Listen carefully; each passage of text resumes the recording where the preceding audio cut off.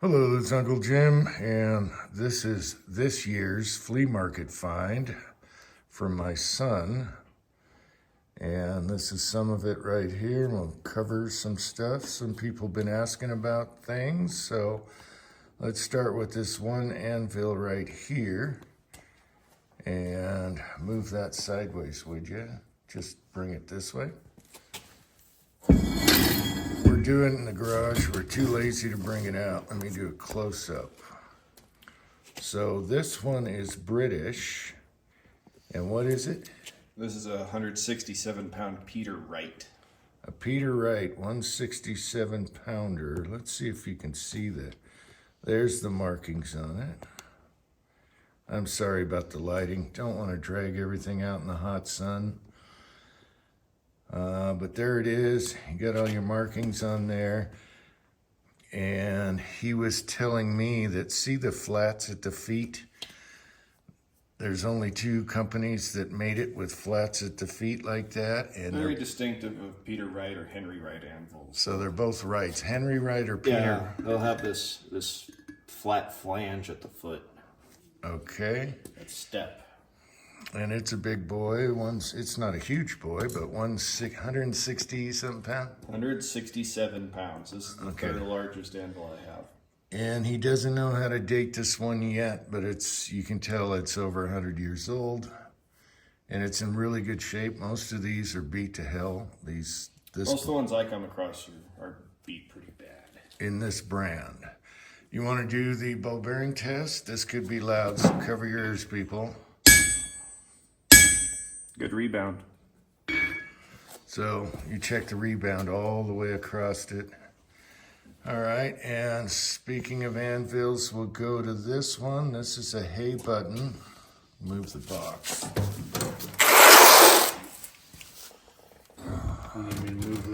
No, I can read that actually. Let me get close up. He's got a big hay button. What weight is this one? That one's 106 pounds. Okay, hay button. And according to the New York.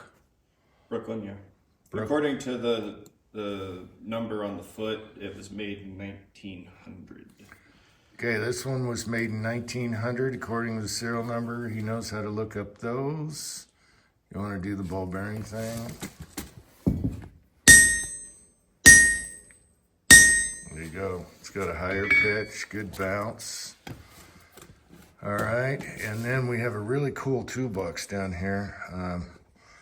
We'll get to that. There's stuff in there too. So why don't you grab that little bomb simulator? That is cool.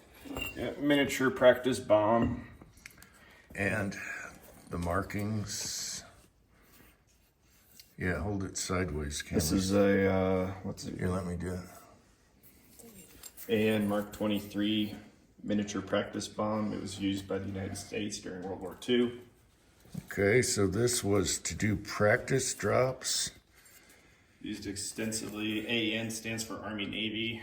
And so you put a thing in here, and you can tell when it hits if you hit your mark or not. Here, I'll give it back. It would have a 10 gauge shell in the front with a firing pin and a pin that went through it to hold it all in. And when this would hit the ground, these are meant to be reusable. It would set off that 10 gauge shell, which would be a pyrotechnic signaling charge. And you know if you hit the bullseye or not. Yeah, so that's what you would. It's just cool. It reminds me of cartoons. Let's do the hammer. Flatter. This is a Devil Tool. This is cool. Flatter. This is a very large flatter. This is a 2.5-inch face flatter, but it's unused.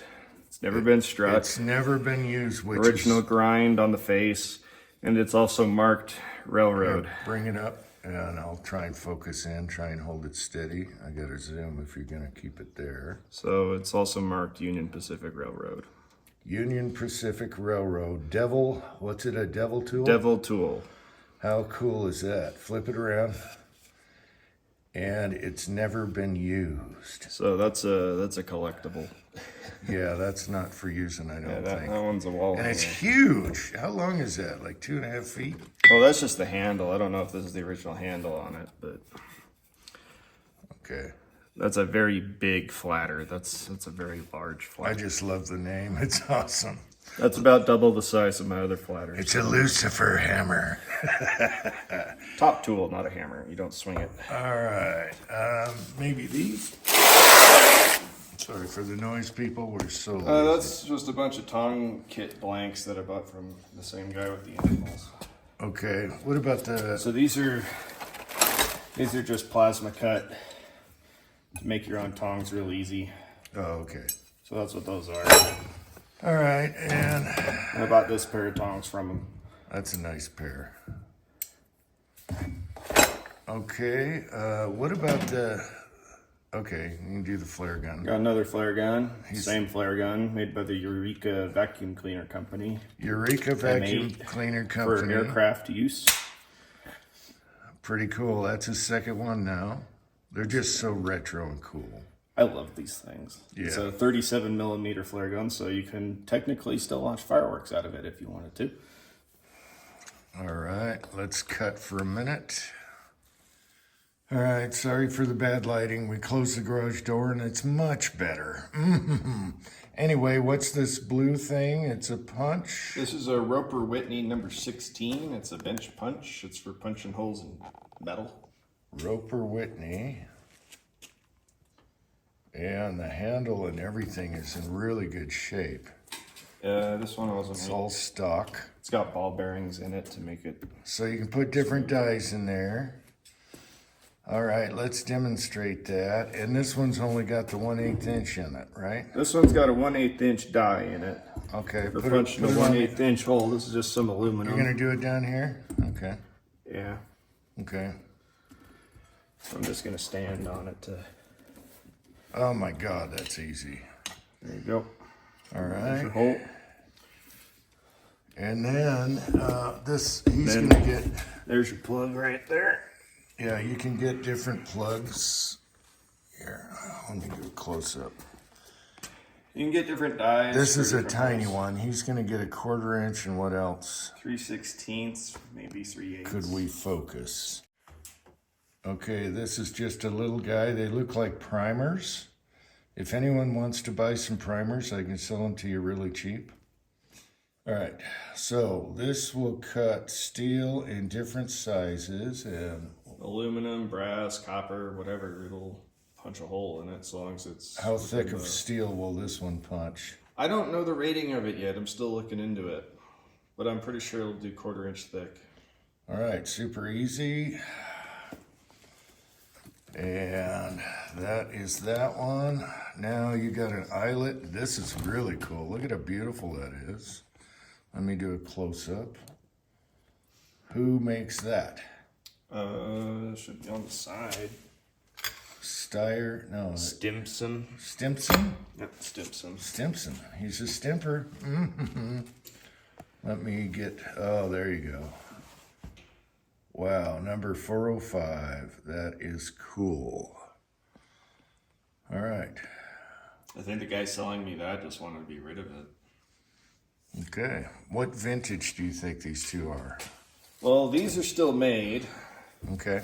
And, you this get the one, parts. it has a cast aluminum frame instead of cast iron, so I'm willing to bet that's not too old either. Newer? Okay. All right. That one was $15. Try that at Harbor Freight. The Stimson, that is. That quality. All right. All right, let's do some more military. He's got a helmet here, and that is either, That is, I think, a Hungarian Stahlhelm. So it, Hungarian even though stuff. it's not directly Germany from World War II, it is Axis power during the war. All right, so German-ish helmet. It was probably made by the Germans. Okay, and can you show the underside and the side? I wore that in a previous video. There you go. Now, the leather in this. The leather in this is soft and supple, and it stinks. It smells like someone probably sprayed it with Bolastrol. That stinky, icky stuff. It's got a little ding in the back, and that's history. Someone might have slammed a poof with the hammer. Yes'ms. All right, so we got that. And you guys know that those But helmets aren't cheap. if it is a Hungarian helm, it's even more rare than the German one. Okay. And then what's this big silver shell here? That's a Navy shell, 76 millimeter Navy shell. They still use them. Okay. And then People were wondering about this one that we used on the brass cleanup. that's a Bofors 40 millimeter dummy round. And we have both, he's got Bofors shells, and then somebody made like a fake shell on top, so it looks really cool. It's very nice. That's an actual. Can we see the bottom? This is an actual issue dummy. It says dummy on I it. can't see you right there. Okay, hold it. See, it says dummy. Okay. And the bullet's made out of urethane. And so is where the primer would be, is urethane as well. So this is a dummy. Okay. And let's grab those. This is Navy issued goggles. Yeah, you can grab it. I'm sorry, it's awkward. It's cramped in the garage, and we're trying to get These are through brand this. new in the box, Navy goggles. Wilson. Inspected by number 19. Packaged by number 19, it says in the box here. Okay, let's see the goggles. No one cares about that. Okay. Alrighty then. And they're Wilsons. They're Wilson. How cool is that? That's going to be in an Uncle Jim goofball for sure. All right. They're brand new in the box.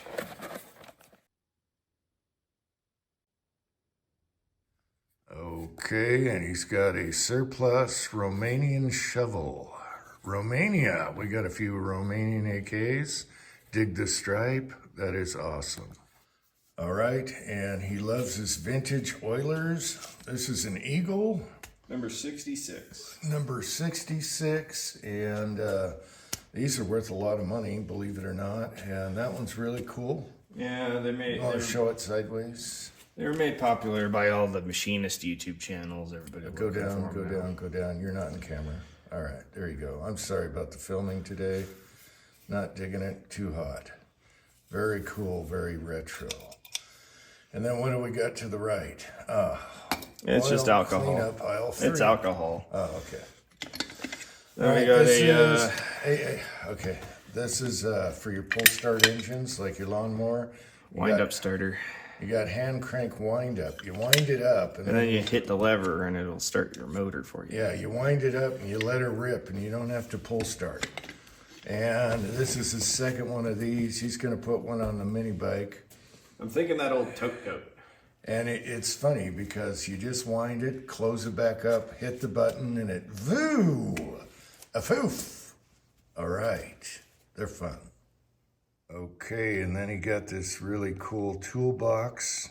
Belonged to a Boeing employee. Look at the old sticker. I covered up his name and number and all that stuff. Let's see if we can. Look at how cool that is. I put blue tape on there. Then he had his name on there, and he's using his social security number. And then on the inside, can you open that? On the inside, these tools belong to so-and-so. Keep your hands off. All right. Awesome. Okay, so this is a really cool Kennedy toolbox. It has all the drawers that open. There was some tools in here. Let's check out those scissors. That's awesome. All right, those will clean up nice. Yeah, I'll fix those up good. What else you got in there? I gotta make this quick. This is all stuff I piled in there as I went through the flea market. Was some stuff from a dollar table, a little hammer. Oh, dollar table stuff. These neat handles. Okay, This cool wrench. that's a cool wrench. All right, he loves the dollar tables. I don't blame him. Look at these vintage tools. That one's marked U.S. That was military. Military U.S. Not sure what He's they got were a yet. good eye for vintage. And that is really cool. It's nice and smooth. There's just tons of this stuff. Got We a can't crimper. cover it all. Little crimper thing. All right. Snap-on pry bar. All right, let's end with the machetes and we're done. Yeah, that's a snap-on Snap-on Craftsman. pry bar. Don't buy your tools new, people. They're out there. All right. And last but not least, machetes. Nice punch. Nice punch. Yeah, all day long. Every day. All right.